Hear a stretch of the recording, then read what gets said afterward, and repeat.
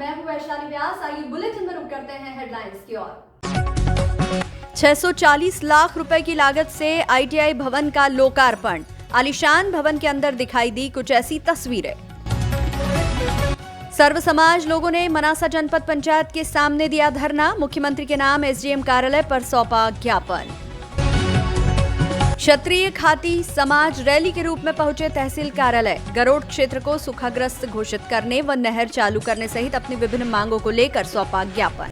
मंदसौर जिले के मल्हारगढ़ विधानसभा में 640 लाख रुपए की लागत से शासकीय औद्योगिक प्रशिक्षण संस्थान आईटीआई भवन का लोकार्पण किया गया। लोकार्पण कार्यक्रम के बाद जब हमारे संवाददाता ने 640 लाख से बने आलीशान भवन में घूमकर देखा तो कुछ इस तरह की तस्वीरें दिखाई दी और अपने कैमरे में कैद की। इस तरह की तस्वीरें देखकर आप भी अंदाजा लगा सकते हैं कि जनता की गाढ़ी कमाई के पैसे से आईटीआई भवन का इस तरह से निर्माण होना क्या संदेश देता है। लोकार्पण के आयोजन में बड़ी संख्या में क्षेत्रीय जनप्रतिनिधि उपस्थित रहे। छात्र छात्राओं द्वारा प्रदेश के वित्त मंत्री श्री देवड़ा का पुष्प वर्षा कर भव्य स्वागत कर कंकु तिलक लगाकर स्वागत सम्मान किया। तत्पश्चात रिबन काटकर कॉलेज में प्रवेश कर लोकार्पण किया गया। प्रदेश के वित्त मंत्री क्षेत्रीय विधायक जगदीश देवड़ा को अब एक बार आईटीआई भवन की गुणवत्ता की जांच के लिए जिम्मेदार अधिकारियों को निर्देशित करना चाहिए। सोमवार सुबह 11 बजे से मनासा के जनपद कार्यालय के सामने मुख्य सड़क पर सर्व समाज के लोगों ने एकत्रित होकर धरना प्रदर्शन किया। पिछले कुछ दिनों पहले रामपुरा क्षेत्र के रावलीकुड़ी में जन आशीर्वाद यात्रा के दौरान हुए पथराव में राजनीतिक षड्यंत्र के तहत बेकसूर पशुपालकों को फंसाया गया है, जिन पर पुलिस ने राजनीतिक दबाव में मिथ्या आरोप लगाते हुए हत्या के प्रयास की धारा 307 में प्रकरण पंजीबद्ध किया। निर्दोष लोगों के खिलाफ प्रकरण बनाए गए जो कथित घटना के समय मौके पर मौजूद भी नहीं थे। जनपद पंचायत मनासा के सामने सर्व समाज लोगों ने एकत्रित होकर धरना प्रदर्शन किया। वहीं मनासा एसडीएम कार्यालय का घेराव करते हुए मुख्यमंत्री मध्य प्रदेश शासन के नाम ज्ञापन सौंपा। जो जन आशीर्वाद रैली जो निकली थी और हमारे गांव में, मैं उसी गांव का रहने वाला हूं, भोपाल प्लास गुजर, मैं पूर्व सैनिक हूं। और वहां पे जो घटना हुई थी उसमें हमारे कोई पार्टीबाजी के नहीं थे, सभी पार्टी के आदमी थे। उसमें बीजेपी के, कांग्रेस के, सारे पार्टी थी। जो कुछ ये वारदात हुई ये इन्होंने भारतीय जनता पार्टी के इनकी गुटबाजी की वजह से इन्होंने ये काम करवाया है। लेकिन जिस प्रकार मामला इन्होंने कांग्रेस के ऊपर कर दिया है ये गलत है, क्योंकि वहाँ कांग्रेस के लोग और बीजेपी के और सभी दल के आदमी थे। और ये घटनाक्रम में जो आप ये जितनी बड़ा चढ़ा के बता रहे हैं, किसी भी आदमी आज तक न चोट लगी, आप किसी विधायक और मंत्री के लगी तो हमें बताए। सिर्फ गाड़ियों पे एक आध पत्थर लगा था, बाकी पत्थर जो इतने माधव मारे ने खुद ने अपने पत्थर मार के इस गाड़ियों पर दिखाने के लिए ये इतना बड़ा ऑर्डर बचाया ताकि ये वोट बैंकिंग अपनी चल सके। मैं निवेदन करता हूँ आपके सभी प्रशासन के और ये जितने भी शासन से कि जो निर्दोष लोग थे उनका 80 किलोमीटर दूर थे, इनको निर्दोष फंसाया गया था। मैं दावे के साथ कह सकता हूँ जिस नाम का हमारे गृह मंत्री और नरोत्तम मिश्रा और बीडी शर्मा जी नाम ले रहे खेमाजी गुजर, वो उस घटना से 80 किलोमीटर दूर थे। इसलिए मैं आप लोगों से और जनता से और सभी नेताओं से निवेदन करता हूं कि उसको गलत फंसाए, इस गौ माता की रक्षा करे। सिर्फ गौ माता का मैटर था, गौ माता को फंसाया गया है। गौ माता आज भूखे मर रही है, ना उन लोगों के पास में कोई खेती है। 95% आदमियों के पास में सिर्फ पशुपालन पे ही आधारित है, वो सिर्फ इसी के ऊपर है। जब वो पशुपालक मर जाएंगे तो उनको मरना सहमत है, या इतना वो नहीं है कि वो लोग जी सके, क्योंकि उनके पास में 95% लोगों के पास में खेती नहीं है। ये मैं दावे के साथ कह सकता हूँ। तो वहाँ ग्राउंड रिपोर्ट में बता रहा हूँ आपको, आप किसी के बहकाव में या किसी मंडल अध्यक्ष के बहकाव में आपके जनता पार्टी के और इन जो गौपालक है जितने भी किसान बंधु इसको न फंसाए। मैं आपसे यही अनुरोध करता हूँ, उनका मुकदमा वापस ले, उन्हें बाहर निकाले। मैं आपको वादा करता हूँ एक फौजी होने के नाते कि उनका उसमें कोई कसूर नहीं है, वो सिर्फ गाँव के गौपालक थे। धन्यवाद। जय हिंद, जय भारत। मेरा नाम भोपाल प्लास गुजर, पूर्व सैनिक। पिछले कई दिनों से करीब 4-5 महीनों से हिमला रावलीकुड़ी के लोग वन विभाग के भूमि अधिग्रहण को लेकर के सड़कों पर उतरे हुए हैं। पूरी की पूरी सरकार अंधी बहरी गूंगी होती है उस तरीके से काम कर रही है। 27,000 गौ माताएं ऊपर पठार क्षेत्र में रहती है, इन लोगों के पास रहती है। ये सब पशुपालक लोग हैं, ये इनका धंधा भी है, रोजगार भी है, पेट भी इसी से पालते हैं और इसके साथ साथ ये 27,000 गौ माताओं को भी पालते हैं। भारतीय जनता पार्टी की सरकार ये समझने में नाकाम रही है कि गौ माता तो करते हैं, लेकिन गौ माता का पालन कैसे होता है ये वो जानती नहीं है। भूमि का अधिग्रहण किया, अधिग्रहण को लेकर के जब उनने सारी बातें लोगों ने करी और जब बात नहीं मानी और जन आशीर्वाद यात्रा के दिन लोगों ने अपनी बात कही और उसको भी सुना अनसुना कर दिया, तब आज ये धरना देना पड़ रहा है। और एक छोटी सी घटना को लेकर के 307 जैसे गंभीर मामलों में निर्दोष लोगों को फंसाया, उन लोगों को फंसाया जो मौके पर मौजूद नहीं थे, इसलिए ये आंदोलन हुआ है, आज भी हुआ है। जैसा कि आपने भी पहले बताया कि देवसेना का ये आंदोलन नहीं है या पशुपालक संघ का नहीं है। पशुपालक संघ, देवसेना, ओबीसी और सर्व हरा वर्ग, हम सब एक साथ मिलकर के लड़ेंगे। जिन लोगों के खिलाफ फर्जी मुकदमे बनाए हैं, ये संघर्ष आगे भी जारी रहेगा और इसके लिए हम हमेशा जी जान से तत्पर होकर के काम करते रहेंगे। पशुपालन को लेकर जो फर्जी मुकदमे दायर किए गए उसको लेकर सड़कों पर उठ रहे सर्व समाज और कांग्रेस ने भी उसको समर्थन किया है। अगर मुकदमे वापस नहीं लिए जाते तो कांग्रेस सर्व समाज के साथ क्या कार्रवाई करेगी आगे? देखो, जो फर्जी मुकदमे दायर किए गए हैं, जो लोग थे ही नहीं उनके खिलाफ किए गए, किसी के चोट लगती है तो ये बताया जाता है कि 307 कब लगती है, जब 6 इंच का गहरा घाव और डॉक्टर ये कहे कि वो मर सकता है इस चोट से, जब जाके 307 लगाते हैं। ये 307 लगा दी, जो लोग वहाँ थे ही नहीं उनके खिलाफ झूठी कायमी कर ली। और जब तक ये झूठी कायमी वापस नहीं होगी, जब तक ये झूठे मुकदमे वापस नहीं होंगे, तब तक इस क्षेत्र के लोगों में ऐसा आक्रोश बना रहेगा और ये आक्रोश यहाँ के इस चुनाव को प्रभावित करेगा। ये मानना चाहिए। इस सरकार ने अगर ये मुकदमे वापस नहीं लिए तो 3 महीने बाद सरकार कांग्रेस की बन रही है, कमलनाथ जी की सरकार बन रही है, मुकदमे भी वापस लिए जाएंगे और इनके काले कारनामों को उजागर करने का काम करेंगे। विधायक ने कहा कि हमने संयम रखा वरना गोली भी चल सकती है, इस पर क्या कहना है आपका? देखो, अब ये इनकी संस्कृति है गोली चलाने की। पहले भी 6 किसानों को मार डाला इनने और आगे ये जेलें छोटी बढ़ जाएगी यहाँ के लोगों के लिए। ये जेलें बनवाए पहले यहाँ के लोगों के लिए। बहुत लोग जेल जाने को तैयार, किस किस के खिलाफ कार्रवाई करेंगे? भाई सुरेश जी धनकर बोलेंगे। मेरे से कोई मतलब नहीं, मैं तो उसकी स्वागत करने के लिए मेरे पूरा गांव गेटे को गया, वहाँ गया तो स्वागत गए करने के लिए, रुका नहीं था। आगे करना क्या हुई जो मेरे को क्या मालूम। अब 2 किलोमीटर आगे कदम क्या करना है? मैं तो ये बताने के लिए रहा था कि मगर 4 बन जाओगे, मगर 27 लाख गाय है, इसको कहाँ रखे? 27,000 गाय मेरे पास, इसको कहाँ रखे? 4 बार गाँव के गोलकुंडा रेस कैसे दूर करूँ इसको? ये कहने के लिए गया। और लोग कह रहे कांग्रेस के गुंडों ने पत्थर पे, कांग्रेस के नहीं, कोई नहीं पके, कांग्रेस के गुंडे कोई नहीं पके। नहीं, जनता के, मैं जनता की स्वागत करने गया मैं तो। और आज हम यहाँ धरने में आए हैं, न तो किसी पार्टी की तरफ से आए हैं, हम हमारा गांव की तरफ से आए हैं। क्योंकि देखो, आप खुद देख रहे होगे पठार क्षेत्र में इतनी गाय है तो सरकार कहती है कि हम गाय को बचा रहे हैं, ये बात हम भी जानते हैं। तो क्यों नहीं 27,000 गायों की बातों को सुना गया और किसानों की बातों को सुना गया, जो 6 महीने पहले से ही मतलब कलेक्टर आदरणीय कलेक्टर साहब के वहाँ भी जा रहे थे, सांसद साहब के वहाँ भी गए थे, थाने पे भी गए थे। तो फिर वो जो जन आशीर्वाद यात्रा आई थी, मैं तो वहाँ पे नहीं था, लेकिन गांव वाले बता रहे थे, जैसे मेरे बड़े पापा भी मतलब उनको भी फर्जी मुकदमों में भेजा गया और मेरे परिवार के 5-6 जनों का भी नाम उनमें आ रहा है। तो क्या ये कांग्रेस की गुंडा हम कहाँ से आ गए? हम तो पार्टीबाजी जानते ही नहीं है। कभी देखा कि हमने आपको पार्टी में किसी पार्टी में सम्मिलित होते हुए? और हमारे बड़े पापा जी क्षेत्र के आप सब जानते हो कि कभी वो इसी पार्टी की विचारधारा गलत प्रकट करते भी नहीं है, फिर भी फर्जी मुकदमा में फंसाया। प्रशासन से हमारी यही अपील है कि जो निर्दोष लोग अंदर है उनको रिहा किया जाए और हमें न्याय दिया जाए। मेरा नाम रामराज गुजर जी साहब। आज दोपहर क्षत्रिय खाती समाज रैली के रूप में तहसील कार्यालय पहुंचकर अनुविभागीय अधिकारी के नाम तहसीलदार को एक ज्ञापन दिया। ज्ञापन में बताया कि क्षेत्र में वर्षा न होने के कारण हमारी फसलें बिल्कुल खराब हो चुकी है, इसीलिए गरोट क्षेत्र को सूखाग्रस्त घोषित किया जाए। इसी के साथ गरोट तहसील में सूक्ष्म सिंचाई परियोजना नहर का काम लगभग पूरा हो चुका है और टेस्टिंग भी हो चुकी है, अतः नहर का पानी किसानों के खेत तक पहुंचाया जाए, जिससे किसानों को थोड़ी राहत मिले। क्षेत्र को सूखाग्रस्त घोषित करने के साथ साथ ही 40,000 प्रति हेक्टेयर की दर से किसानों को मुआवजा दिया जाए, साथ में बीमा क्लेम भी दिया जाए।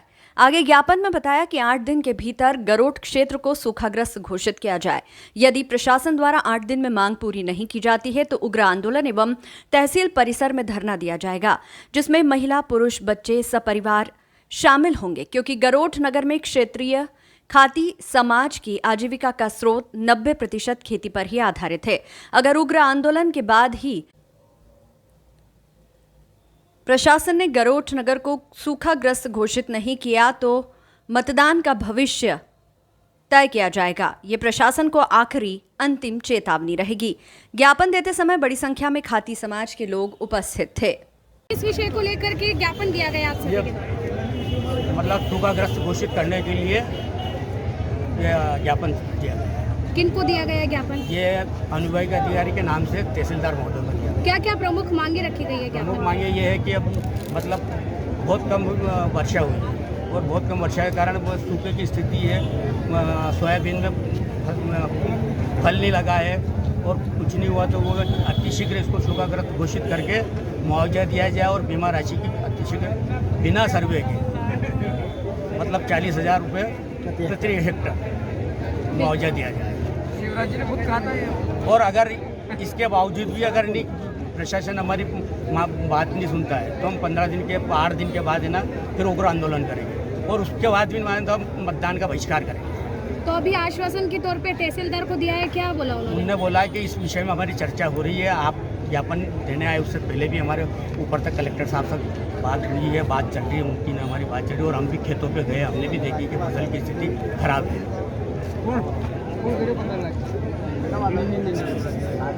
जानलेवा हमला करने वाले अपराधियों के विरुद्ध ठोस कार्रवाई की मांग को लेकर देवरान के ग्रामीणों ने रामपुर थाने का घेराव किया। देखिए रियाज मंसूरी की ये रिपोर्ट। विगत दिनों ग्राम सालिया खेड़ी निवासी अशोक पोरवाल पर प्राणघातक हमला हुआ था, जिसमें अशोक को गंभीर चोटें आई थी। गौरतलब है कि अशोक पोरवाल रात्रि में देवरान से अपनी दुकान बंद करके अपने गांव सालिया खेड़ी की ओर जा रहा था। तभी रास्ते में कुछ लोगों द्वारा लाठी डंडों के साथ अशोक के ऊपर प्राणघातक हमला कर दिया, जिसमें अशोक को सिर में गंभीर चोटें आई थी। उक्त घटना के बाद पुलिस ने प्राणघातक हमले की घटना में शामिल आरोपियों को गिरफ्तार कर लिया, परंतु आज देवरान ग्राम के ग्रामीणों ने रामपुरा थाने पर पहुंचकर आरोपियों के खिलाफ कड़ी से कड़ी कार्रवाई को लेकर थाना प्रभारी मनोज सिंह जादौन को पुलिस अधीक्षक अमित तोलानी के नाम ज्ञापन दिया। ग्रामीणों ने बताया कि उक्त लोगों का बड़ा गिरोह क्षेत्र में सक्रिय है, जो लूटपाट एवं चोरी की घटनाओं को अंजाम देकर रफूचक्कर हो जाते हैं। उक्त लोग गांव के निवासी भी नहीं है, फिर भी इनके आतंक से आसपास के ग्रामीण जन परेशान है। ग्रामीणों ने बताया कि देवरान गांव रामपुरा के तलहटी क्षेत्र में आता है। यहाँ लोग बड़े ही शांत स्वभाव के होकर अपना रोजगार धंधा करते हैं। ऐसे में उक्त लोगों के कारण देवरान सहित पूरा तलहटी क्षेत्र बदनाम होकर रात में लोगों का आवागमन लगातार बंद होता जा रहा है। लोग देर रात अपने घरों से निकलने से भी डर रहे हैं, जिसके कारण क्षेत्र में डर एवं भय का माहौल व्याप्त हो गया है। पुलिस को ऐसे लोगों के खिलाफ कड़ी से कड़ी कार्रवाई कर ऐसे लोगों को सबक सिखाना चाहिए। जा रहा था तो रास्ते में मेरे साथ में ये घटना हुई। क्या हुआ था? ये लट से मारी मुझे। फिर उसके बाद क्या हुआ? उसके बाद में जैसे गाड़ी चलती गई और मैं घर निकल गया। हाँ, अभी आप लोग सब यहाँ क्यों इकट्ठा हो? ये कार्रवाई नहीं हो रही है, इसलिए कार्रवाई नहीं हुई। इसलिए क्या? हाँ बोलो बोलो। अरे धारा कम लगी सर। किसने? अब आप लोग क्या चाहते हैं? अच्छी कार्रवाई हो उसकी। मोटरसाइकिल ने गई, इन्हीं लोगों ने गिरोह है। क्या वो लोग पकड़ा गए? पुलिस नहीं पकड़ रही उनको। ये है सर के गांव देवरान में अभी 3-4 दिन पहले जो इन लोगों ने हमला किया है, नाम दर्ज रिपोर्ट करने के बाद भी कोई कार्रवाई नहीं हुई है और हमला इतना जोरदार किया है कि आदमी की मौके की जान जा सकती थी। ये गिरोह बहुत बड़ा गिरोह है, इनका निम्बस तक का कांटेक्ट है। तो हमारे गांव में आए दिन चोरियां होती रहती है। मोटरसाइकिल चोरी हो, मोटर की चोरी हो, विद्युत मोटर की चोरी हो, स्टार्टर हो, पाइप हो, किसानों की चोरी होते रहते हैं। हमारे पास के गांव टोलखेड़े में भी बहुत बड़ी चोरी भी हुई है। तो ये सारी वारदातें करने में इन सबका हाथ है। तो हम चाहते हैं कि इनके ऊपर कार्रवाई हो और इनको जेल भेजा जाए। क्योंकि पकड़ा गए, आप क्या कार्रवाई चाहते हैं? पकड़ा गए तो हम चाहते हैं, पकड़ा तो गए पर ठोस कार्रवाई चाहते हैं, इनको जेल भेजने की कार्रवाई इनके ऊपर हो। क्योंकि पुलिस प्रशासन 151 की धारा लगा कर इनको जमानत दे रही है। हम चाहते हैं कि जमानत न हो तो भी इनको जेल भेजा जाए, ताकि ये गिरोह और इनको रिमांड में लेकर के इनका और पूछताछ की जाए। इनके साथ जितने भी लोग सक्रिय हैं वो सबको गिरफ्तार किया जाए। अभी जो आप लोग इकट्ठा हुए हैं यहाँ थाने में, जी किस पर्पज से इकट्ठे? इसी पर्पज से इकट्ठे हुए हैं कि इनके ऊपर ठोस कार्रवाई की जाए। ये सभी ग्रामीण जन किस समस्या को लेकर थाने पे इकट्ठे हुए हैं? सर जो है गांव देवरान में भी विगत 3-4 रोज पहले एक घटना घटित हुई। जो हमारे गांव के पास सालेखेड़ी में रहने वाले अशोक पोरवाल, जो गांव में दुकानदारी करता है, वो अपनी दुकान को बंद करके बढ़ा करके सालेखेड़ी गांव जा रहा था। तो रात को 9 बजे करीबी गांव देवरान के बाहर कुछ हमलावरों ने धारदार हथियार से उसके ऊपर हमला किया और हमला इतना तेज़ था कि उसकी जान भी जा सकती थी, किंतु किसी कारणवश वो वहाँ से भाग गया और हमलावरों ने उसके पास से धारदार हथियार से जो वार किया वो बहुत घातक था। हम सब ये चाहते हैं कि उन हमलावरों को तो पुलिस ने गिरफ्तार किया है, मगर उनके ऊपर कोई कार्रवाई नहीं हुई है। उनके साथ बहुत बड़ा गिरोह है। अगर पुलिस रिमांड में लेकर के उनके ऊपर ये करती है, कार्रवाई करती है, तो उनका बहुत बड़ा गिरोह आपको ये कैसे ज्ञात हुआ कि उनके ऊपर कोई कार्रवाई नहीं हुई? हमको सब जानकारी है सर। 151 की धारा में इनके ऊपर कार्रवाई करके आज जमानत के तौर पे इनको छोड़ा जा रहा है, सामने सुना था। बाकी हम सब गाँव वाले चाहते हैं कि उनके ऊपर ठोस कार्रवाई करके इनको जेल भेजा जाए और इनका गिरोह को रिमांड में लेकर के जाँच की जाए। इनके साथ कम से कम 20-25 लोगों का गिरोह है जो आए दिन चोरियां करते रहते हैं। हमारे गांव से भी बहुत सारी बाइक मोटरसाइकिल चोरी हो गई है, लोगों की स्टार्टर चोरी हो गई है, लोगों की विद्युत मोटर चोरी हो गई है। हमारे पड़ोस के गांव ढोलखेड़ी में एक बहुत बड़ी चोरी हुई, कम से कम 15 से 20 लाख रुपए की चोरी हुई है। इन सब चोरों में इन लोगों का हाथ है, तो पुलिस प्रशासन पूरी सक्रियता इसके ऊपर ध्यान नहीं दे रही है। हमारा सबका यही निवेदन है कि इन चोरों को रिमांड में लेकर के पूछताछ की जाए और उनके ऊपर सक्रिय कार्रवाई की जाए। क्या नाम आपका सर? प्रहलाद पटेदार, गुरु से देवरान में 3-4 दिन पहले जो एक घटना हुई थी उसके संबंध में ये ज्ञापन देने आए थे।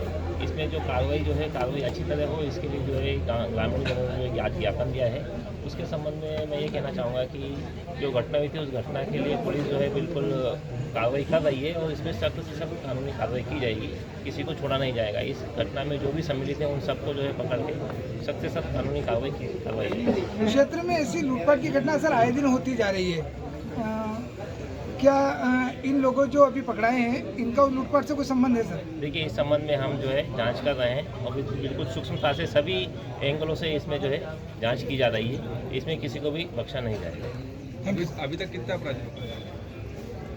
अभी ये जांच का विषय है, मैं अभी इस बारे में आपको जांच के बाद ही बताऊँगा। Thank you sir. मंदसौर जिले के दलोदा गुरुकृपा ज्वेलरी की दुकान पर 5 किलो चांदी और सोने के आभूषणों से भरा बैग पलक झपकते ही बदमाश लेकर 9-2-11 हो गया। आपको बता दें कि दलोदा बस स्टैंड पर स्थित श्री गुरु कृपा ज्वेलरी की दुकान के संचालक विनोद कुमार सोनी प्रातः 11 बजे अपनी दुकान खोलकर ज्वेलरी से भरा बैग दुकान के अंदर अलमारी पर रखकर दुकान की साफ सफाई करने में लग गए। इतने में ताक लगाए बैठा बदमाश पलक झपकते ही दुकान के अंदर गया और अलमारी पर रखे बैग को उठाकर 9-2-11 हो गया। जब दुकान संचालक विनोद कुमार सोनी ने देखा कि दुकान से ज्वेलरी से भरा बैग गायब हो गया, जिसके बाद दलोदा थाना पुलिस को सूचना दी। पुलिस को सूचना मिलते ही तुरंत मौके पर पहुंची जांच शुरू कर दी। चोरी की घटना की जांच शुरू कर आसपास की सभी दुकानों पर लगे सीसीटीवी कैमरे खंगाले जा रहे हैं। दरअसल श्री गुरु कृपा ज्वेलरी की दुकान पर लगे सीसीटीवी कैमरे में अज्ञात बदमाश बैग उठाकर भागता हुआ दिखाई दे रहा है। दलोदा थाना प्रभारी संजीव सिंह परिहार ने बताया कि चोरी की सूचना मिलते ही पुलिस द्वारा नाकाबंदी कर एवं सीसीटीवी कैमरे की मदद से अज्ञात आरोपी की तलाश की जा रही है। जल्द ही आरोपी पुलिस गिरफ्त में होगा। विनोद जी, बताइए क्या घटना हुई आपके ज्वेलरी की दुकान में? ज्वेलरी की दुकान में सर मैं जैसे अंदर आया और मैंने पोछा लगाया, पोछे की बाल्टी रखकर जैसे अंदर से आया, इतनी देर में बैग गायब। बाहर आते ही मैंने बैग देखा तो सर बैग गायब था। मैंने जैसे ही डॉक्टर साहब को पूछा, मैंने कहा बैग नहीं है यार, तो कि क्या बात कर रहे हो यार कि अभी तो यहीं ला के रखा आपने। तो एक बार वो देखो घर से लाया मैंने लाया नहीं, यहाँ रखा। फिर डॉक्टर साहब को तो कैमरे में देखा तो एक आदमी लेके जा रहा है। फिर मैं अपने बालक को लेके आया और कैमरा चालू करवाया तो उसमें वो लेके दिख। बैग में क्या सामान था? बैग में चांदी का सामान था। कितना वजन, क्या क्या आभूषण थे, मतलब बताना पूरा। बच्चे की पायजेब थी और बड़े पायल थे और बिछिया थी, अंगूठा सेट था और सोने के टाप्स और बाली वगैरह थी। मतलब 40 ग्राम सोना था और 4 से 5 किलो लगभग सोना था, ये चांदी थी। मतलब कितना 4-5 किलो वजन है ना? 5 किलो वजन था।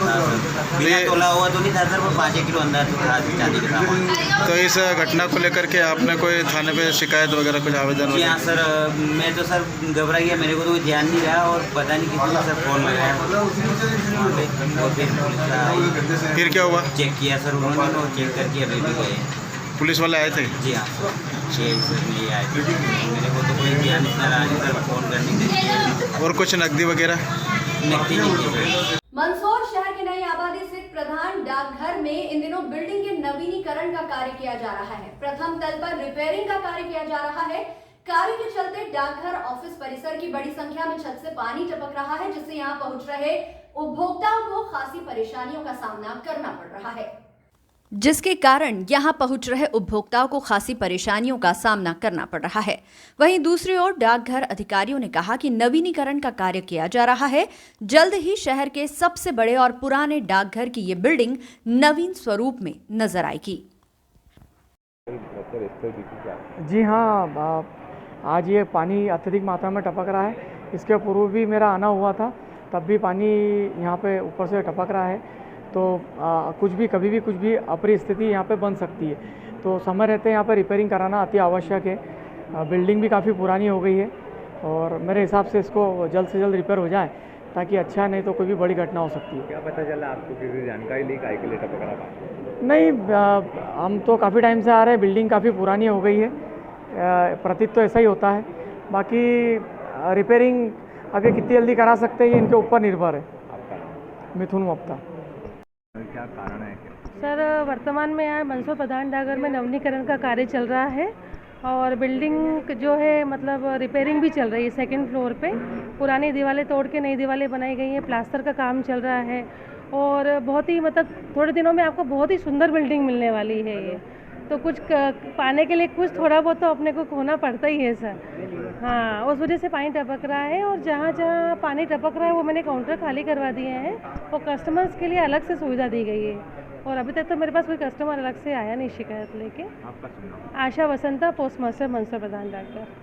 मंदसौर की नाहरगढ़ पुलिस को मिली बड़ी कामयाबी। नवागढ़ थाना प्रभारी दिनेश प्रजापति व उनकी पुलिस टीम द्वारा मुखबिर की सूचना के आधार पर एक लोडिंग पिकअप से 13 कट्टों में भरा 2 क्विंटल से अधिक अवैध मादक पदार्थ डोडा चूरा बरामद करते हुए मौके से पिकअप चालक को गिरफ्तार किया है। नाहरगढ़ थाना प्रभारी दिनेश प्रजापति ने जानकारी देते हुए बताया कि मुखबिर से सूचना मिली थी कि एक लोडिंग पिकअप वाहन से अवैध मादक पदार्थ डोडा चूरा की तस्करी की जा रही है।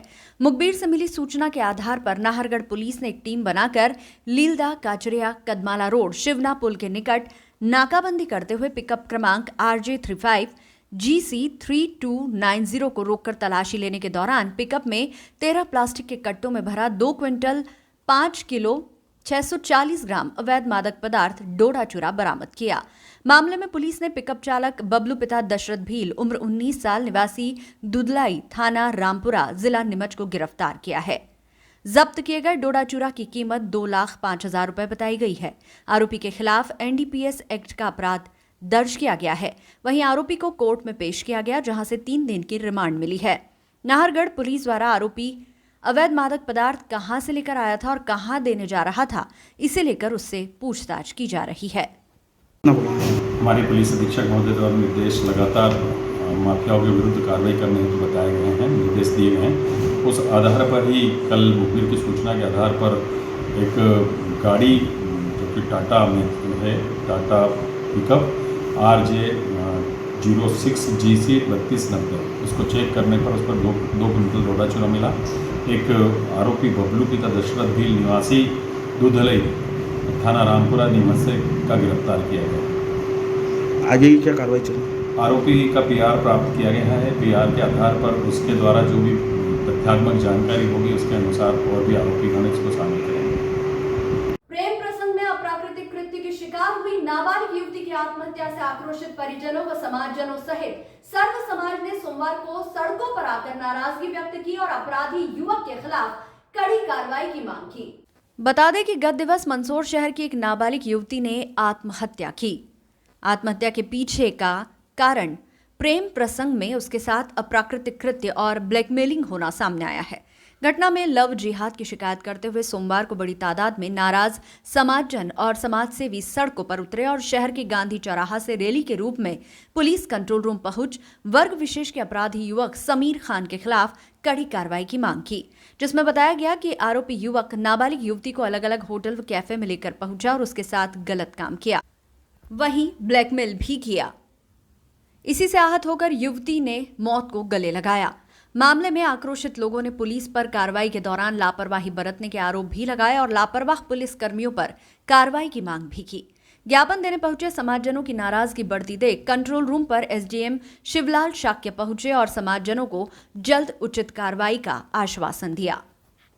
वशिष्ठ धोबी समाज के सामाजिक संगठनों द्वारा तो उसमें एक इशू हुआ था, कोई सुसाइड हुई है तो मैंने पढ़ा है, मैंने पूरा सुना भी उसको, वही हम लोग डिस्कशन अभी कर रहे हैं। तो इसमें जो भी बताया अभी पता चला, इसमें FIR तो हो गई है, एक को राउंड अप भी किया है। अब इसमें और जो कुछ चीज़ें वो लीगल हम कर सकते हैं और जितनी सख्ती से कार्रवाई कर सकते हैं वो हम जल्दी से बताना, मैं आपको वही बताना चाह रहा हूँ, वो सब मैंने सुना है और इस मैटर में समझा है कि अब देखते हैं कैसे लीगल इसमें क्या बेस्ट कर सकते हैं, वो हम जल्दी करेंगे। समाज की बिटिया के साथ नरबख्शी दरिंदों द्वारा, विधर्मियों द्वारा अप्रकाशित कर उसको इतना प्रताड़ित किया गया कि वो प्रताड़ित होकर आत्महत्या कर लेती है। चूँकि उस आत्महत्या के बाद पुलिस को उचित कार्रवाई कर अपराधी के खिलाफ उचित से ठोस कार्रवाई करनी थी, लेकिन पुलिस की लापरवाही से 2 महीने बाद भी उनके खिलाफ कोई कार्रवाई नहीं की गई है। उसी गुस्से को लेकर आज पूरे सर्व समाज और धोबी समाज आज ज्ञापन देने आया है।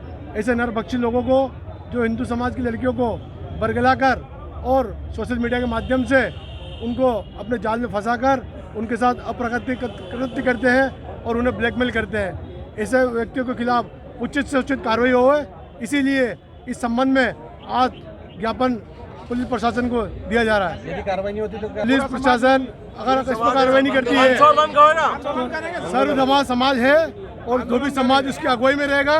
धोबी समाज शांतिप्रिय समाज है, लेकिन जरूरत पड़ी तो धोबी बचान लगाने में पीछे नहीं हटेगा। आपका नाम? मनोज सागला। मंदसौर जिले की नारायणगढ़ थाना पुलिस पर फर्जी NDPS की कार्रवाई का आरोप लगाते हुए सैकड़ों ब्राह्मण समाजजन व कांग्रेस नेता SP ऑफिस पहुंचे और मामले में उचित कार्रवाई की मांग को लेकर पुलिस अधीक्षक अनुराग सुजानिया के नाम वायदी नगर थाना प्रभारी सब इंस्पेक्टर धर्मेश यादव को ज्ञापन सौंपा। सोमवार को ब्राह्मण समाज द्वारा SP कार्यालय पर ज्ञापन देकर मांग की गई है कि विगत दिनों पीपलिया निवासी युवक हेमंत शर्मा को फर्जी NDPS केस बनाकर नारायणगढ़ पुलिस ने जो कार्य किया है, इसकी निष्पक्ष रूप से जांच की जाए एवं जो भी दोषी हो उनके खिलाफ सख्त से सख्त कार्रवाई की जाए। पुलिस ने जिसे आरोपी बनाया गया वह निर्दोष है। इसी बात को लेकर पीपलिया मंडी से परिजन व ब्राह्मण समाजजन कांग्रेस नेता श्यामलाल जोगचंद पुलिस अधीक्षक कार्यालय और पुलिस की इस कार्रवाई का विरोध कर रहे थे और कहा कि SP सर मामले की निष्पक्ष जांच करें और जो भी दोषी हो उसके खिलाफ सख्त से सख्त कार्रवाई हो, लेकिन निर्दोष युवक को मामले में झूठा ना फंसाया जाए। कुछ लोग ज्ञापन लेके आए थे फर्जी केस की शिकायत करने के लिए। ज्ञापन ले लिया है, वैधानिक कार्रवाई की जाएगी। Thank you.